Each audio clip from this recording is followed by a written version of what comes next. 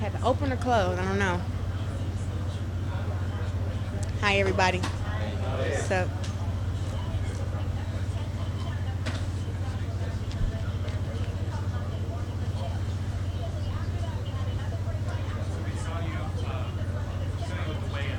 hmm Probably front or second, one of them. Mm-hmm. You went straight backstage Mm-hmm. right after the weigh-ins. Did you meet with Dana? If so, how did that reach you? Yeah, I had a talk with Dana. We definitely talked about what I wanted to talk about. Me and Amanda Nunes meeting up in the future. He said it's definitely possible. Um, Said that we would have to figure out the weight classes and everything, but it's definitely possible, and I'm ready to go whenever he's ready and she's ready. What weight class would you like to be at? Would I like to be at, or what do I think is fair? Both. I have belts at 168. I'm undisputed at 160. My next fight is at 154. I'm good at 155, but if I have to go down to 145 to make it happen, or even have a fight at 150, I would be.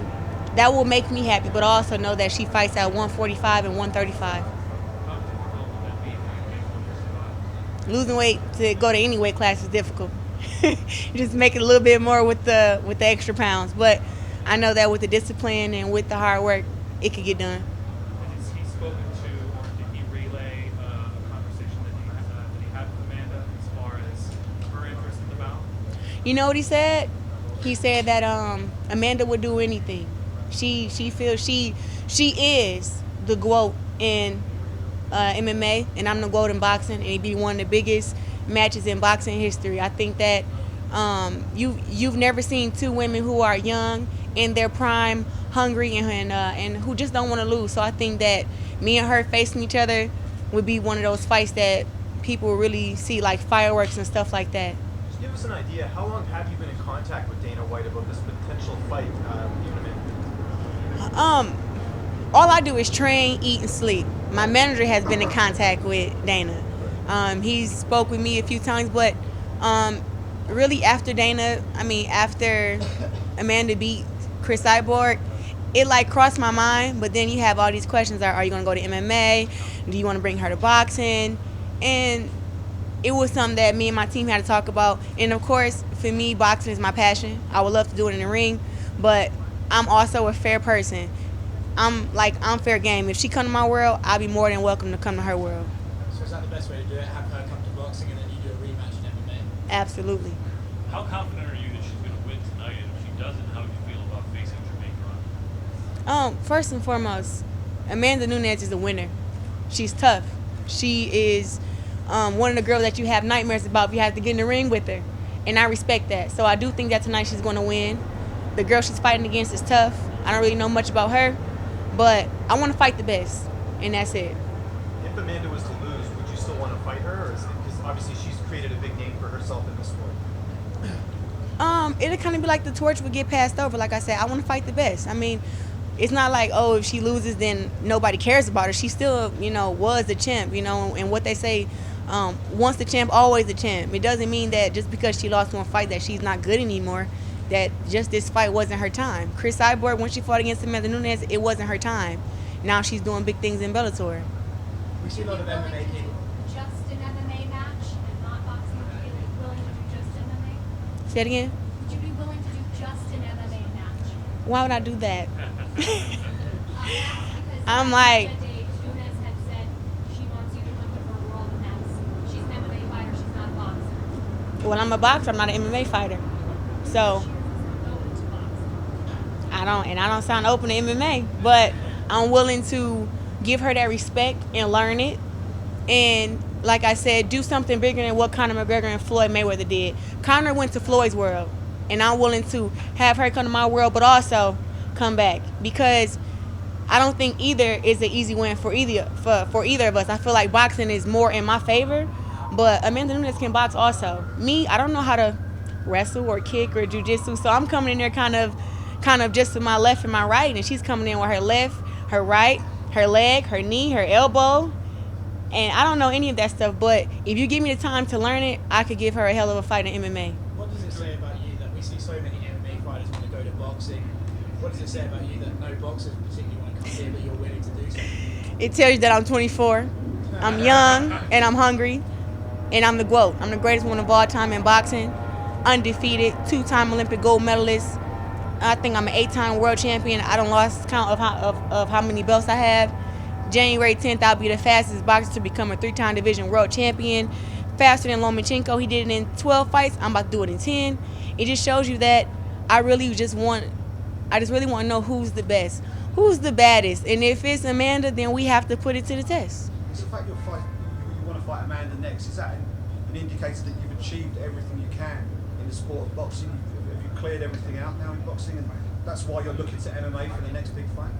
I have I actually have 2 fights. I fight January 10th, and then I have a fight in the middle of the year next year, and probably some more boxing matches after that. So have I beat the top people in boxing? Yes. But there's always somebody new, up and coming, somebody who's willing to step in there and to become a world champion. Same thing for Amanda, but I think between me and her, we are the best. So We the best. If you could put a time frame on when this would happen, when would it happen? I mean, for the boxing match can happen, mid next year, end of next year. MMA match can happen a year after that.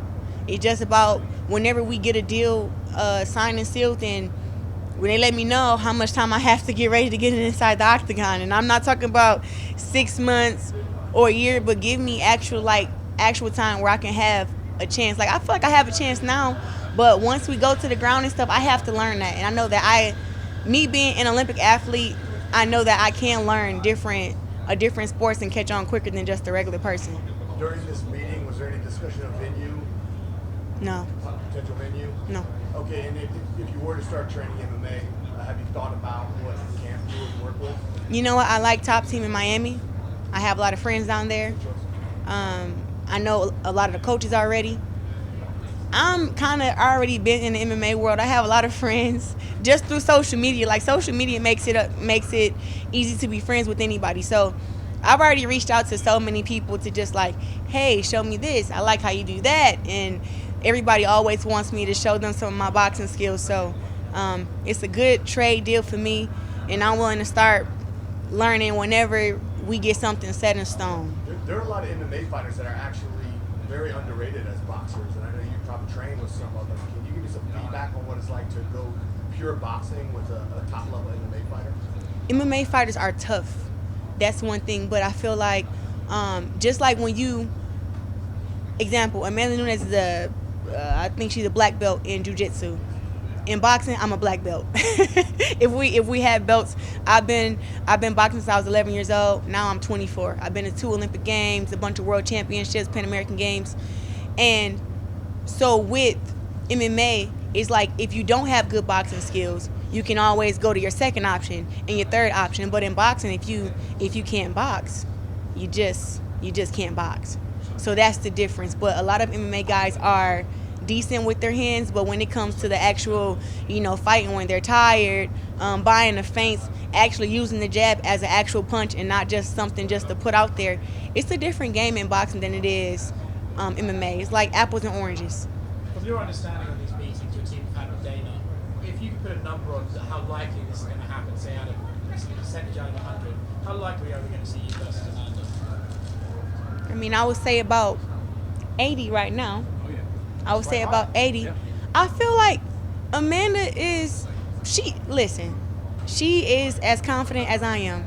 And if her desire gets to where she really wants to prove that she's number one and like the fans really demand it, I believe that we will fight, and we will have to see who is the best fighter. Would you expect this to be your biggest purse ever if this fight gets made? First of all, if I get in any MMA ring, I expect it to be my biggest purse because I'm going in there with the disadvantage. But just as far as in, my makeup running, but as far as in boxing, every fight my purse gets bigger, every fight. So, of course, I want it to be bigger, and I think that me and her it'd be both our biggest paydays, for sure. Are you able to compare the scale of the 2 sports side by side, women's boxing versus women's MMA? How do they stack up side by side? It depends on what they're doing. Popularity and scale of the top athletes in the sport. How much exposure you get compared to how much exposure Amanda gets? Yeah, in MMA they get way more exposure than the women fighters. But I'm one of the women who are at the top, who fight main event on Showtime, who actually get paid a decent purse. And I'm like the trailblazer right now. We have also Katie Taylor, who's also she's a trailblazer. And in women's boxing we are growing, but we have not gotten to where women MMA are. I think that as far as in our skills, our work ethic, our credentials, we have all that. In MMA, they just do a better job in promoting the fights. Everything is fair and equal, and in boxing it's not. And I think that time has to just continue to keep going. You have to have more fighters like myself who's willing to, step up and step out and continue to be great. And I think that women's boxing is really on their way. And if women's boxing isn't on their way, I know I'm on my way for sure. So it's all getting worked out, and we have a lot of great fighters coming up. You mentioned 145 and 150. How realistic is 145 for you, and how much time do you think you would need if that was where it had to be? Well, I'm fighting at 154 January 10th. So if I had to be fighting at 147, maybe I had to cut off an ass cheek or something.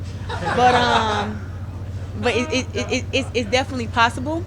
But I've always said to myself, there are a lot of things that I'll give up for boxing. I'll give up chicken, I'll give up macaroni, I'll give up yams, but I'm not going to give up my ass. So 50 would be great. For sure. Say it again. I think my hand, my little bitty old hand is about a 4 ounce. I've been in a couple street fights, so yeah. Other than that, no, I actually train with 16-ounce gloves, and I fight in 10-ounce gloves, and that explains how fast my hands are.